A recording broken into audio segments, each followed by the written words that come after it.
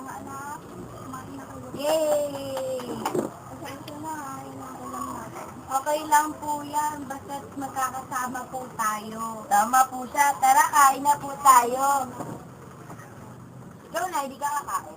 Sige, kayo muna. Kayo muna kumain. Sige po.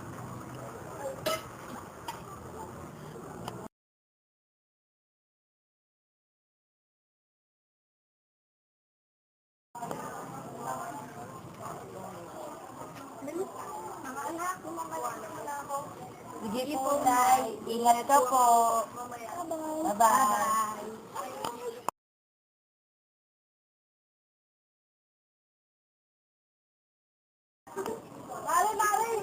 Mare, niyalo ako sa trabaho.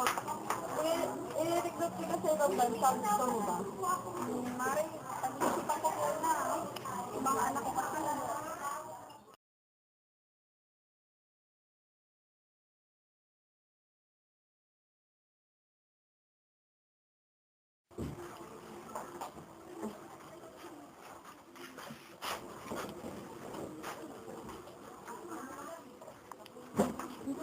Kailangan ko magsakripisyo para sa kinabukasan niya.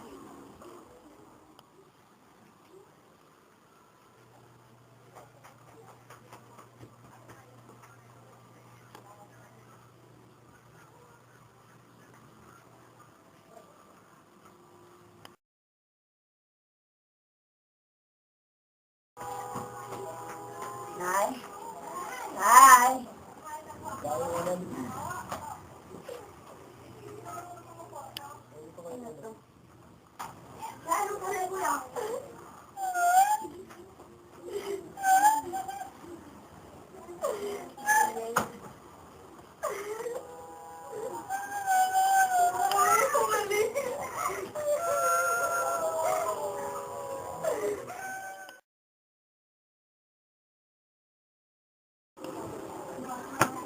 Mga anak, pabuksan niyo ako ng pinto, mga anak.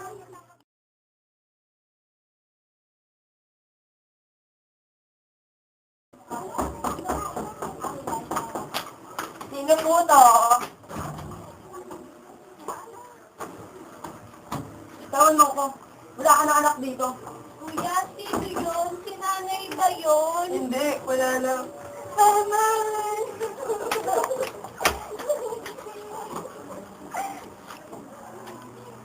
Nakapasensya na kayo kung iniwan ko kayo ng kuya mo nang walang paalam. Okay lang po yun, Nay. Ewan ko lang kung patatawaran ko lang kuya mo. Papatawarin ka niya, mabait naman. Yan, gusto kong kausapin ni nanay. Hindi kita nanay. 3 taon. 3 taon niya tayong iniwan tapos ganun-ganun lang. Kaya mo siyang patawarin. Kuya, patawarin mo na Bitawan mo. Hindi niya naman gustong umalis eh. Sana nagpaalam siya. Sana nagpaalam ka, di ba? Kuya, kuya. Kailangan ko lang ng oras. Para makapag-isip. Kaya ako muna sa mga pag-isip. Alis na muna ako.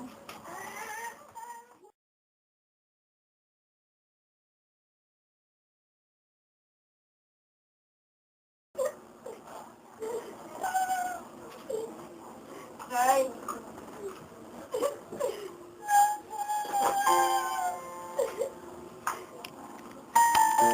Kahit anong mangyari, nanay pa rin kita.